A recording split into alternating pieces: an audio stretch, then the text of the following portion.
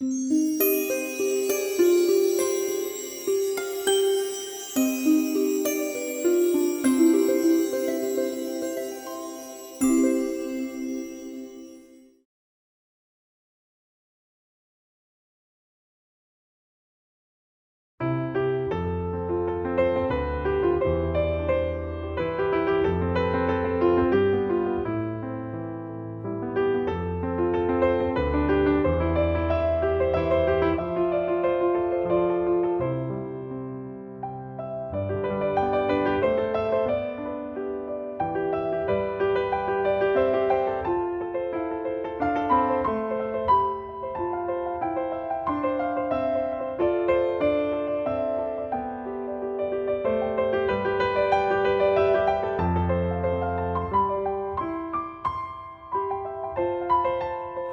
محترم سال 1327 بازی کردن. اولین کاری که همسرم کاری کردن 1327 بود که تو سینما وارد شدم. سینما حضورتون عرض بکنم که هنوز وارد نشد کار ما یادم در سال 1112 که من اولین دفعه رفتم برای فیلم سینما، دختر لور بود.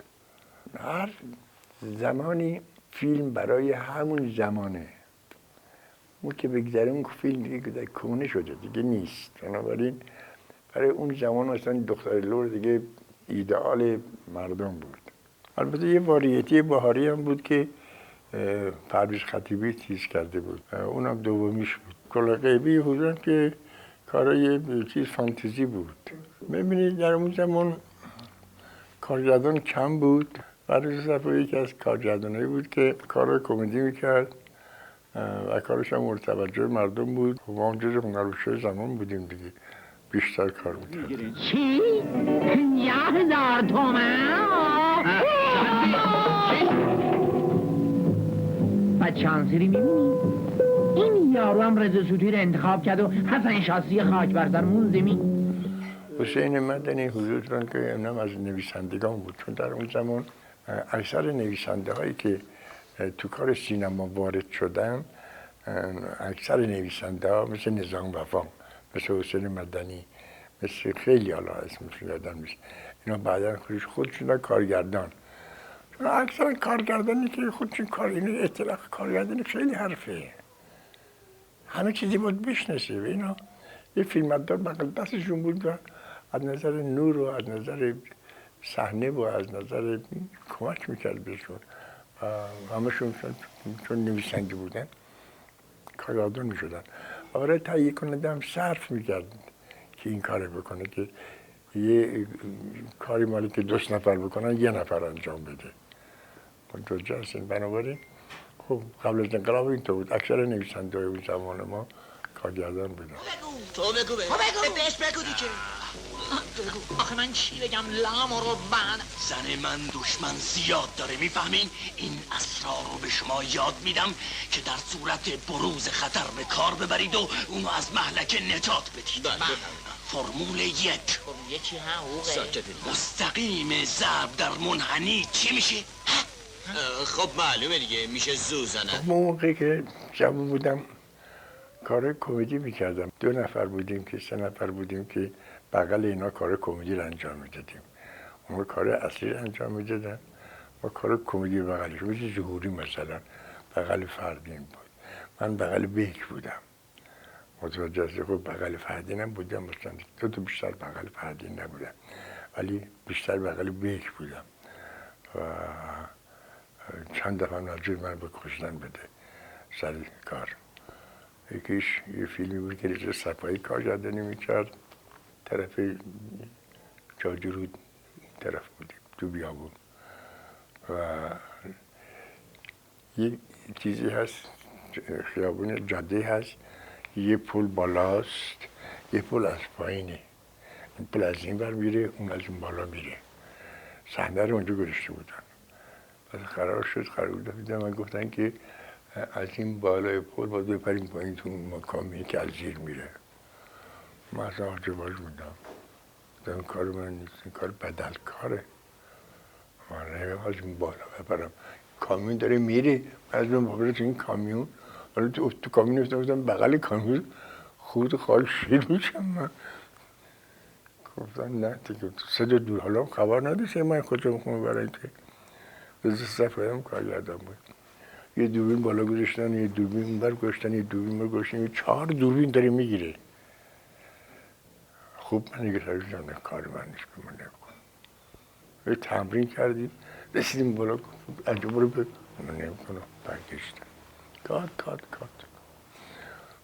مثلا فکر کن حالا یه عقب ما دارن عقب ما تعقیب ما هستن ما رو بگیرن ما دارن فرار میکنیم دارن میرسن ما از بالا بپریم تو این کامیون داستان اینجوریه گفت حالا یه تمرین بکنیم تا اونجا بگیریم کات بعد اون رو چه کاریشون کنیم تو دیدی 7-8 نفر عقب ما آمدن ما داریم جلو فرار میکنیم فرار کرد دویدن میگه این چه ما رو دور میمارم گریه اومد رسیدیم اونجا رسیدیم لب لب منو هلم داد من رو هوا اصلا حالا خوب بود که کامیون رو درو فروخت واسه کامیون پوش دادم عصبانی شدم ما در مورد از کامیون جدی کردم من اصلا مرده و زندم یکی رو بایدیم بیرون نشستیم نگاه کردن خوب نشدگار تکرار میکنیم شاید داستانی دیشت همینی گرفتی را نمیکنه این کارو یکی این بود از یکی که دیگم یه با ماشینی بود ماشین های بزرگ بود از این شولت های بزرگ قرار بود با ماشین بریم توی استخر بزرگی میریم بازم گریز و تعقیب بود بریم توی استخر ماشین میره تو آب ماشین میره توی پایین خودم که اگه رفت و بیرون خفه میشم من تو ماشین کار عجیب غریب بود که خودم بعد گفتن این چیزی نیست که زود بیرون دیگه از شیشه دربا نمیشه آب میزنی در بسته که در جد شیشه رو کشتیم پایین آب فشار آب میامد تو از خودم نمیتونستم بکشم بیرون با چه بدبختی در همین ماشین یواشش داره میره پایین میره ته برجد نکارم بود اون یعنی آب خوردم خودم کشیدم بیرون ولی خیلی آب خوردم تو بادم بیرون خوابوندم برو بالا اون خیلم پایین اون کردم شدشت خوش به حال من که هستم در این میونه عاشق مردم فدایی دونه دونه دوز کلک نیست بابا جون خدا میدونه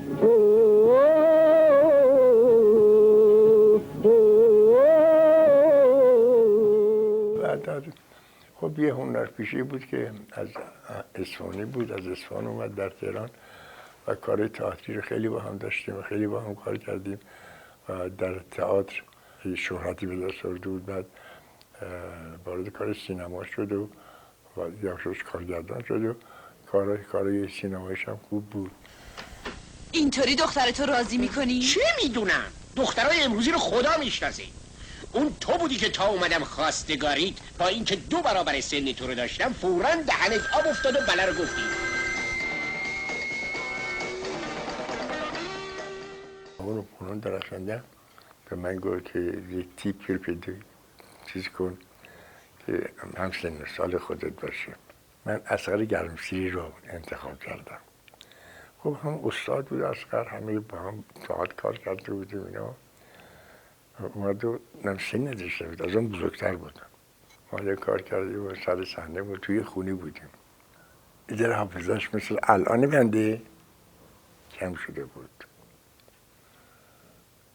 دیالوگ 2 خطه بود 2 خط و نیم دیالوگ بود هر دوربین حرکت رو نتونستم کنم کات 2 باره 3 باره من دیدم نمیتونه اصغر چیز بکنه دیالوگو تموم بکنم بهش گفتم که خانم اجازه خسته شدم بچه چایی بخوریم بعد بگیریم تو باشه خسته چای بیارین آقا گفتم که خانم درخشنده دیالوگو خوردش کن گفت چجوری گفتم خوردشون تا اینجوری این کات بعد دوباره بگیریم نداشتم اسقر بفهمه. خب باشه چشم، خیلی خانم خوبیه. بعد دیالوگ خوردش کرد، ستیکش کرد و بله کار انجام دادیم اینو. راستش انگار چشمم انتظار اومدن شما رو میکشید. چای تازه است، بفرمایید. متشکرم. آقای رضوانی، اگر زندگی بهرام و شکیبه مثل خیلی بی لطف و محبت بود شاید میشد خیلی چیزا در نظر نگرفت، ولی طوری که آدم حیفش بذاره به این مفته زندگی اصلا پاشیده بشه. نمیذاری. خب آدم نمیذاره. من با نظر شما خیلی موافقم. کیانوش عیاری دو نیمه سیب باش کار کردم یادمه. بعضی وقتا کنشان بهش میدم، بعضی وقتا مثلا من هنوز لباسای نظامیشو دارم، جنرال زمان بازی میکرد، زمان شاعر بازی میکردم. از سر همین لباس این واکسیلی کدوم گفتم بابا این واکسیل زمان شاه هر کدوم اینا که درجه داشتن واکسیلاشون هم فرق میکرد. من اگر مثلا آجدان شاه بودم واکسیلم دست چپ میافتاد، که مثلا فرمانده فلان بود واکسیلش دست راست میافتاد. واکسیل سفید داشتیم، واکسیل زرد داشتیم و اینا رو اطلاع نداشت، چون پدرم ارتشی بود اینا رو میدونستم، توجه هم میکرد. مرد شریفیش. 100 دفعه گفتن شجاع و دلیل باش، حرفتو بزن ولو به خدمت جونت تموم شه. بگیر لباسات ورده بپوش. کسی جرأت نداره شما رو زنده به گورتون کنه. ولی نوه من که جرأتشو داره. کدوم نوه‌تون؟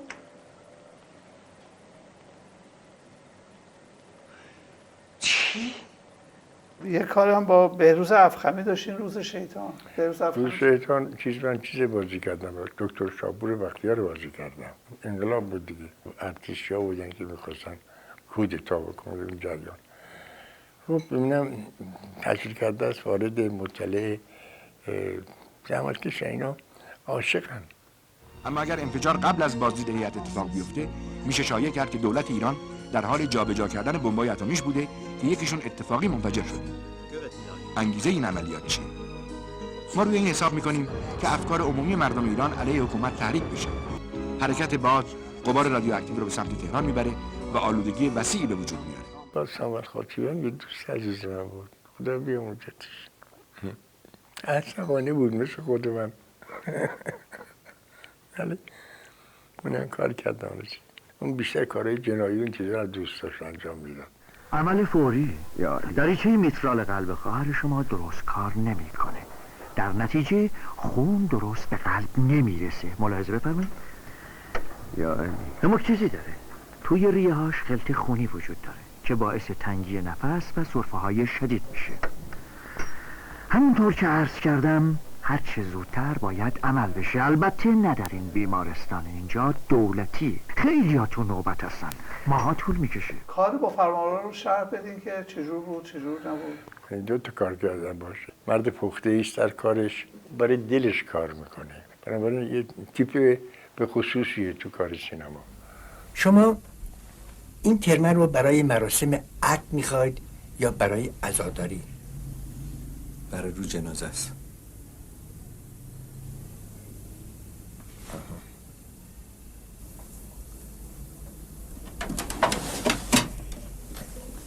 اتفاقا دیروز اینو برای من آوردن که بفروشم. معمولا این نوع ترمه ها رو کسی نمیفروشه چون مال روی جنازه عزیزی بودی. شاپور قریب حضورتون ارز کنم که از شاگردان مرتاش بود، در جامعه باربود اونجا مشغول کار میشه که بعد وارد کار سینما میشه. بچه با استعدادی بود، جوانی با استعدادی بود و کارگردانی شروع کرد و من چند تا فیلم باش کار کردم. جوون شنفتم که تازگی ها سرگوشت می جنبه.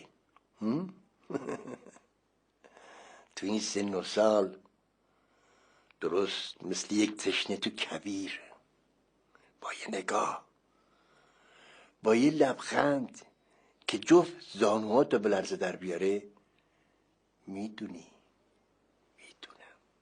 میفهمم. کاش جوان بودم. مون حقیقی یه فیلم قشنگی درست کرد. اولین فیلمش هم بود، آخرین کارش هم 5 کیلو آلبالو بود که باش کار کردم. من با پدرش دوست بودم.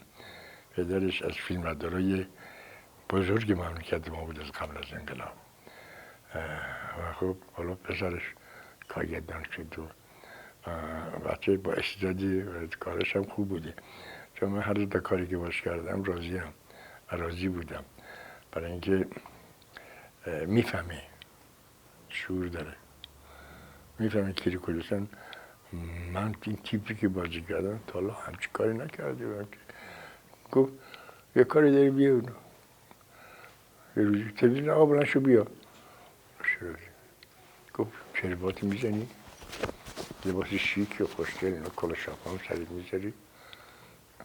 دیوانه هستی تو در این زمان که کلا شاپا و کروات اینا اونا اینجوری از رونما ندیدیم بخونیم که چی هست.